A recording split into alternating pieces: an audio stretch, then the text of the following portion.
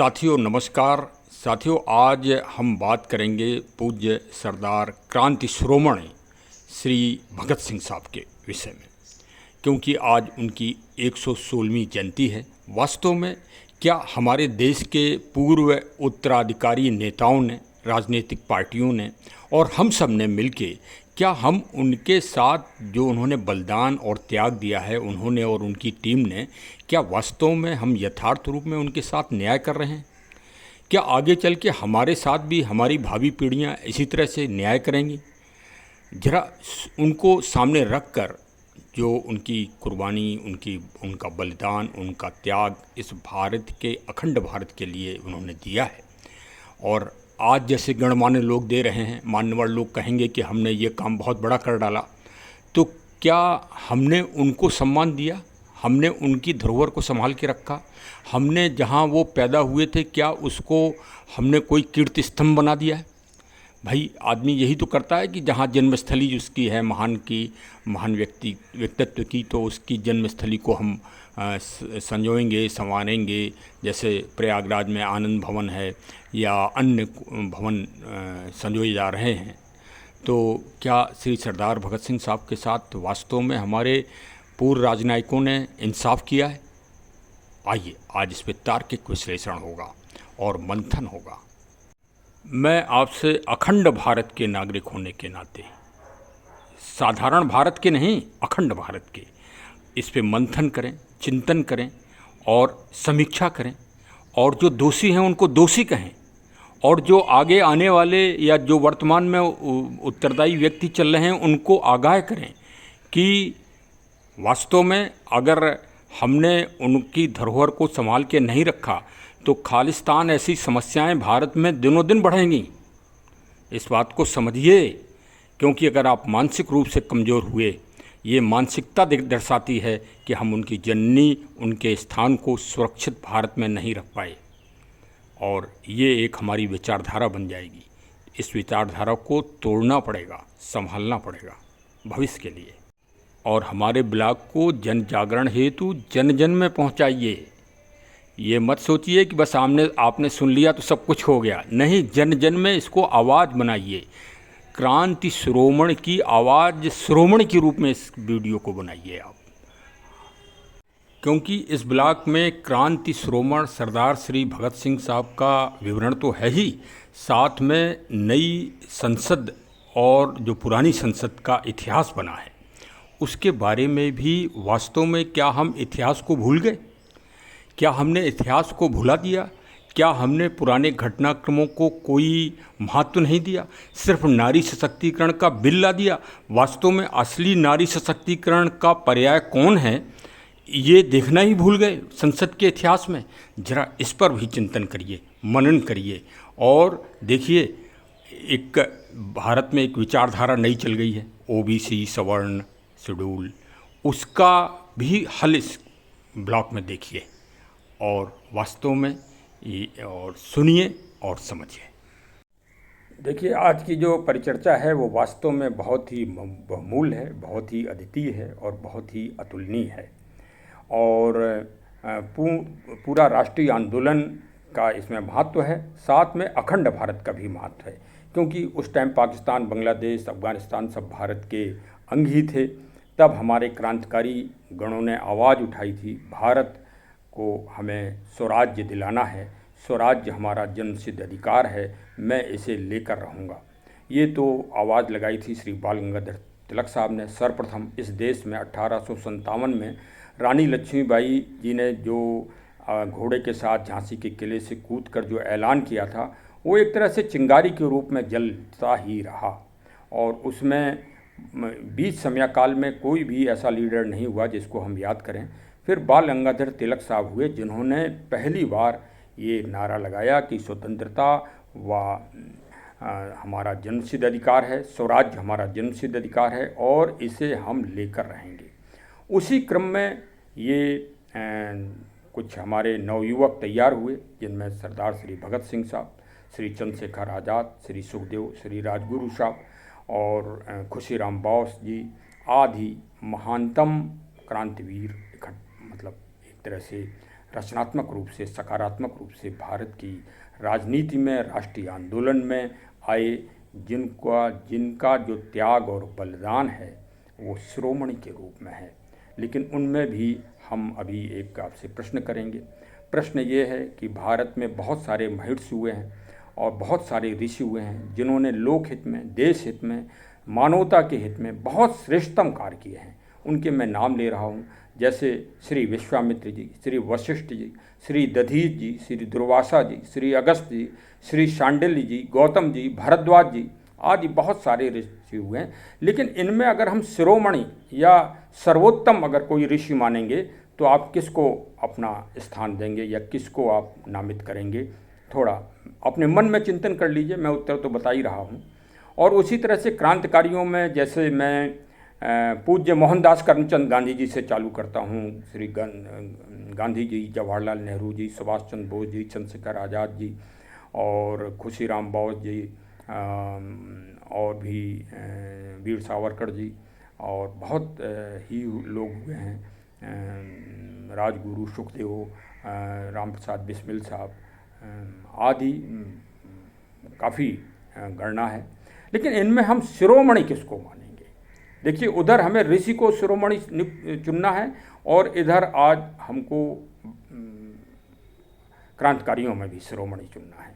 क्रांतिकारियों में सभी लोग आ जाएंगे। श्री गोखले साहब भी, जिनकी नरम दल के जो वो रहे, और बाल गंगाधर तिलक साहब जो गर्म दल के रहे हैं, श्री लाला लाजपत राय जिन्होंने लाठियाँ खाईं और उन्होंने आवाज़ लगाई कि मेरे ऊपर चली हुई एक एक लाठी ब्रिटिश साम्राज्य हुकूमत के अंत की घोतक होगी।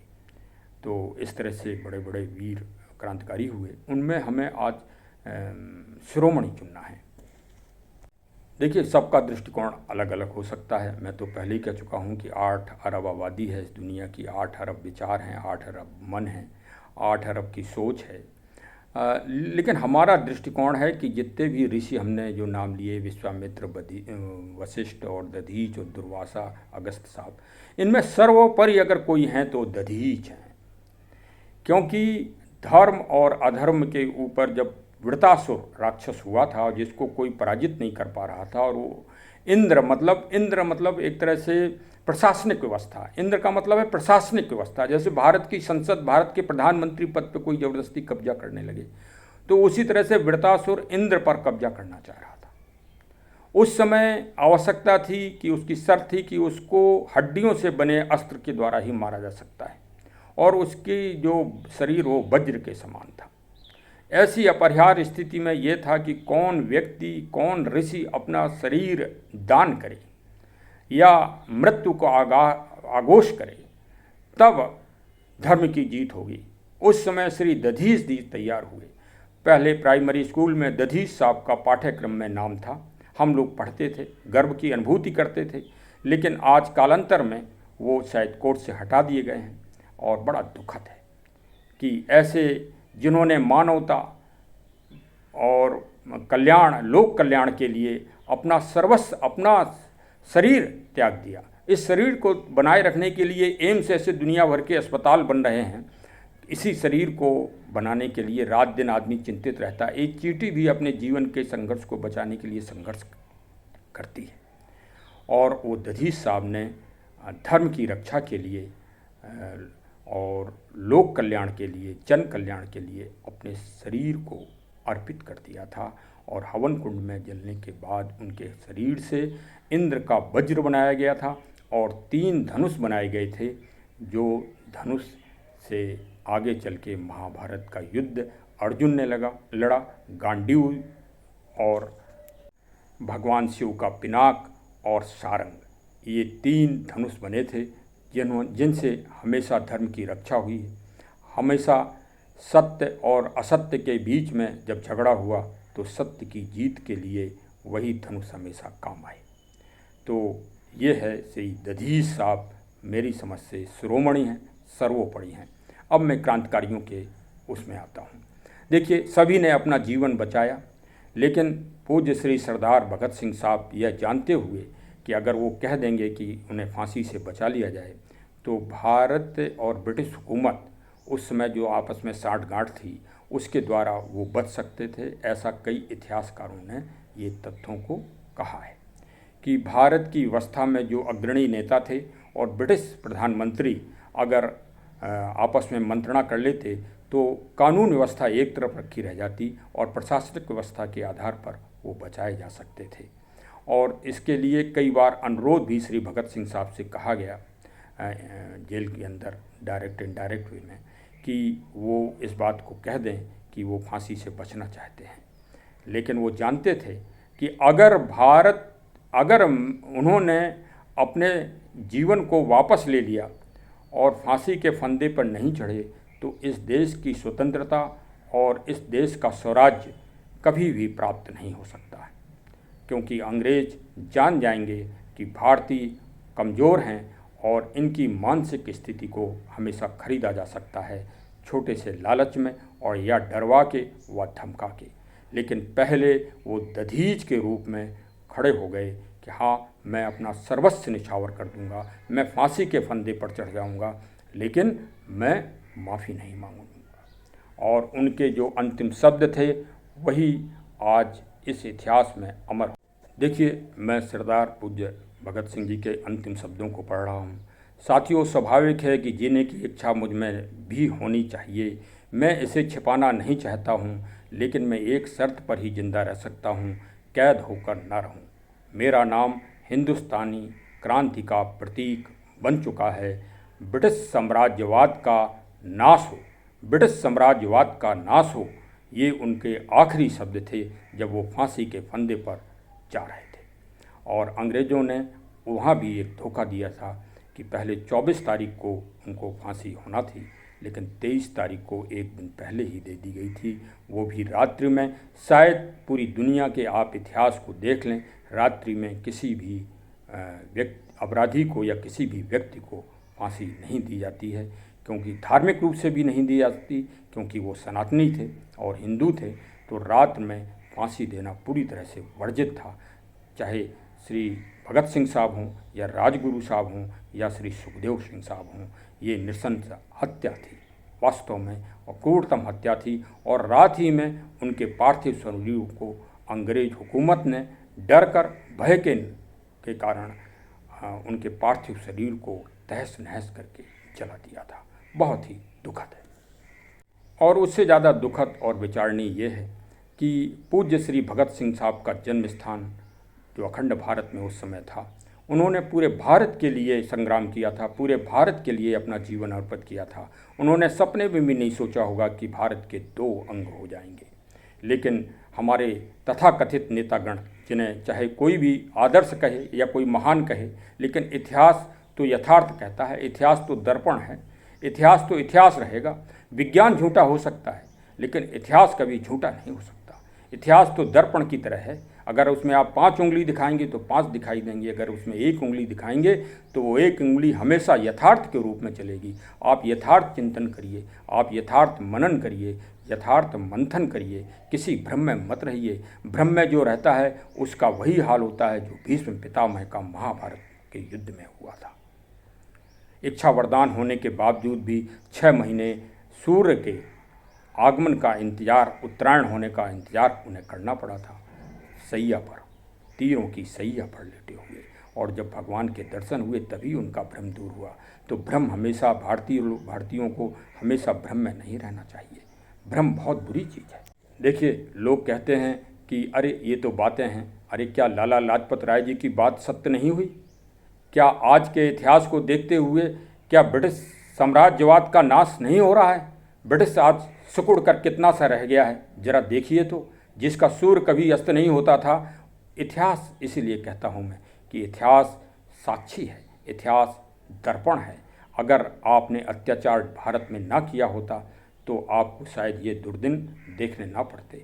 वास्तव में भारतीयों की एक असहाय पीड़ा जो इस नक्षत्र में जब जब व्याप्त हुई, तब तब जो भी आक्रमणकारी या क्रांता थे उनका कभी विकास नहीं हुआ। कभी आप इतिहास को देखें और कभी खुशहाल आपने नहीं देखा होगा किसी को। वास्तव में ये महान भूमि है और इसीलिए ये भारत कहलाती है। उस भारत के अभिन्न अंग में 28 सितंबर 1907 को ग्राम बावली लायलपुर जनपद में पूज्य श्री भगत सिंह साहब का जन्म हुआ था, जो आज पाकिस्तान में फैसलाबाद कहलाता है।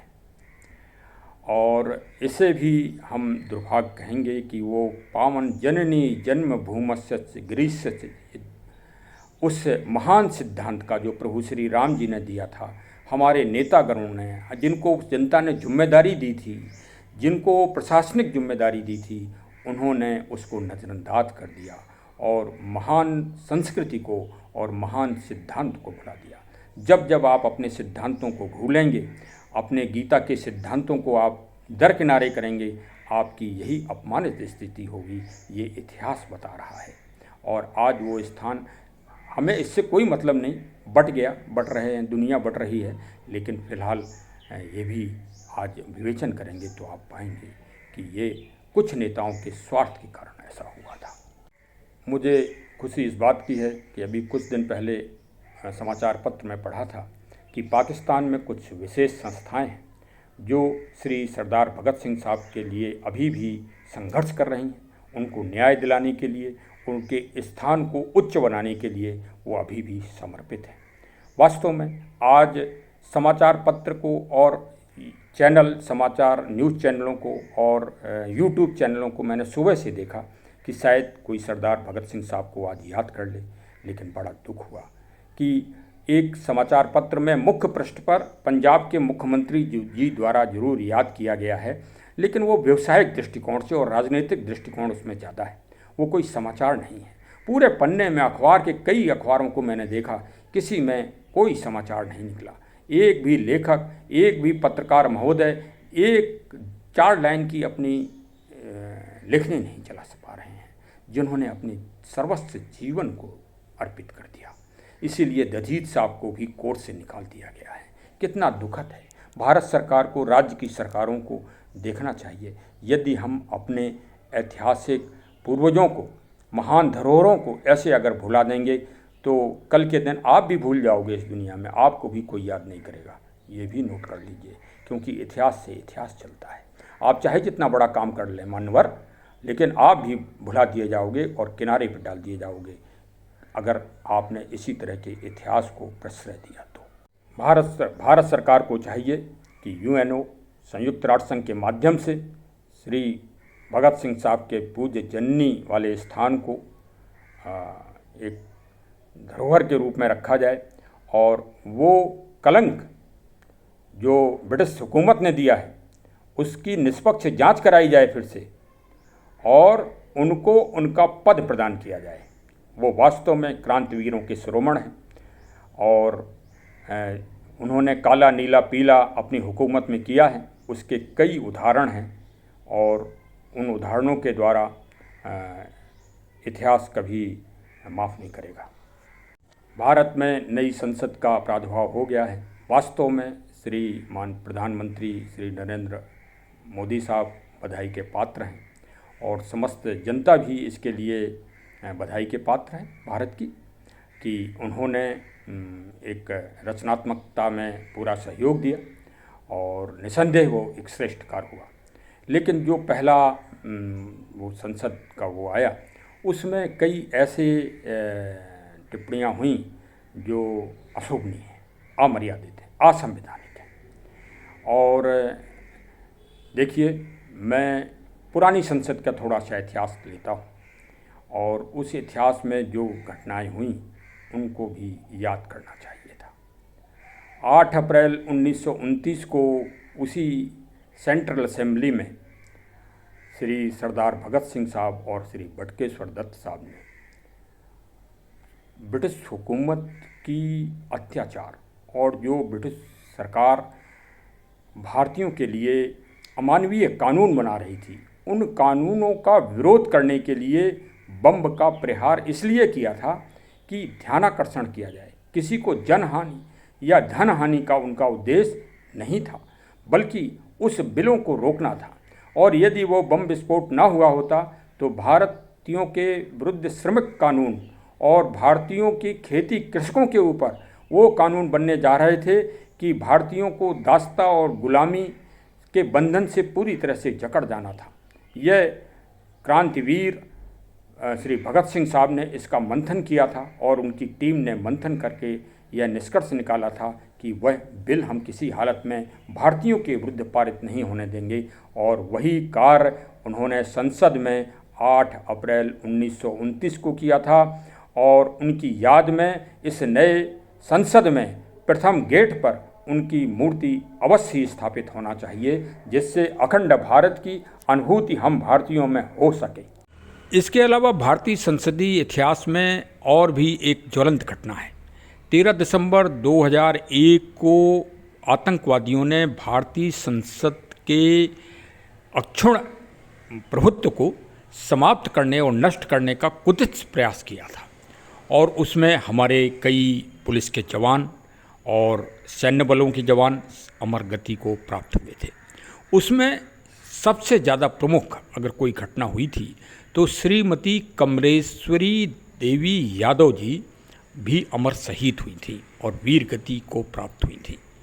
वो वायरलेस सेट्स विभाग से संबंधित थी और उन्होंने अपने उत्तरदायित्व का पूरी तरह से निर्वाह किया था, और उस घटनाक्रम में 11 गोलियां उनके पार्थिव शरीर को भेद गई थी और उनको कालकलवित होना पड़ा था। वास्तव में उनकी विग्रह को, उनकी मूर्ति को वहाँ स्थापित किया जाना चाहिए, और जो वास्तव में एक महान कार्य होगा नारी सशक्तिकरण के लिए। यद्यपि हमारी वर्तमान सरकार और प्रधानमंत्री जी ने नारी सशक्तिकरण का बिल लाकर एक बहुत ही श्रेष्ठतम कार्य किया है, लेकिन जब तक हम अपने इतिहास और अपने धरोहर और अपने पूर्वजों के बलिदान को और त्याग को सहेज के और संभाल के नहीं रखेंगे तो हमको इसी तरह देश के बंटवारे का दंश भविष्य में भी देखना पड़ सकता है, और भविष्य में भी चुनौतियां आ सकती हैं। जो कनाडा में इस समय चुनौती चल रही है, वो चुनौती का अगर आप इतिहास देखें तो वो इतिहास यही है कि हमने पूज्य श्री सरदार भगत सिंह साहब की जननी जन्मभूमि को दूसरी जगह जाने दिया, दूसरे हिस्से में जाने दिया। इससे हमारी मानसिकता कमज़ोर हुई। हम भारतीयों की मानसिकता को कमज़ोर किया जा रहा है, जैसे भारत, इंडिया, हिंदुस्तान। अरे पूज्य भगत सिंह साहब ने तो अपने अंतिम शब्दों में हिंदुस्तान कहा था, तो अब कितने नाम रखे जाएंगे? हिंदुस्तान रख लीजिए, और नहीं तो अमर और अद्वितीय और अनोखा और जो अविरल नाम है वो भारत है। और यही को कहीं ना कहीं गीता यही कहती है कि हे मानो, हे अर्जुन, कहीं ना कहीं निर्णय तो लेना ही पड़ेगा। कब तक तू लड़ेगा, कब तक तू डरेगा, कब तक तू वेहल होगा? निर्णय तो लेना ही पड़ेगा। तो भारत सरकार को या हमारे न्यायालयों को या जो भी व्यवस्था हैं इस संबंध में देश के नाम के लिए, उनको निर्णय तो लेना ही पड़ेगा। और पूज्य श्री सरदार भगत सिंह साहब ने और हमारे क्रांतिकारियों ने अखंड भारत और भारत के लिए संघर्ष किया था, यही उनकी अविरल गाथा है। और चलिए, आज का ब्लॉग काफ़ी बड़ा हो गया है। आज 3 कार्य हैं। श्री गणपति जी हम सब पर आशीर्वाद बनाएं, ज्ञान दें, बुद्धि दें, हमारे विघ्नों का हरण करें, और क्रांति शिरोमण जी को हम सही सम्मान, भगत सिंह साहब को हम सही सम्मान दें, और उसी के साथ नारी सशक्तिकरण के रूप में श्रीमती कमलेश देवी यादव जी को नई संसद में उन्हें स्थान दिया जाए, क्योंकि गृह व्यवस्था में अगर पुलिस का सम्मान होगा तो आप ये समझिए कि विद्वान जनों का, प्रगतिशील समाज का सम्मान होगा। अगर पुलिस का अपमान जगह जगह हुआ तो वास्तव में गृह स्थिति में बुद्धिमानों को, राजनयिकों को और प्रगतिशील लोगों को अपमान का सामना करना पड़ेगा। तो चलिए साहब, हमारे चैनल को सब्सक्राइब जरूर करिए, और इसी तरह मंथन में आप लोग भी हिस्सेदार और भागीदार बनिए। आप सबको बहुत बहुत धन्यवाद, आभार। आपने अपना कीमती समय दिया, कोटि कोटि आभार है। और हमारे चैनल से अवश्य जुड़िए। जय हिंद, जय हिंद, जय हिंद।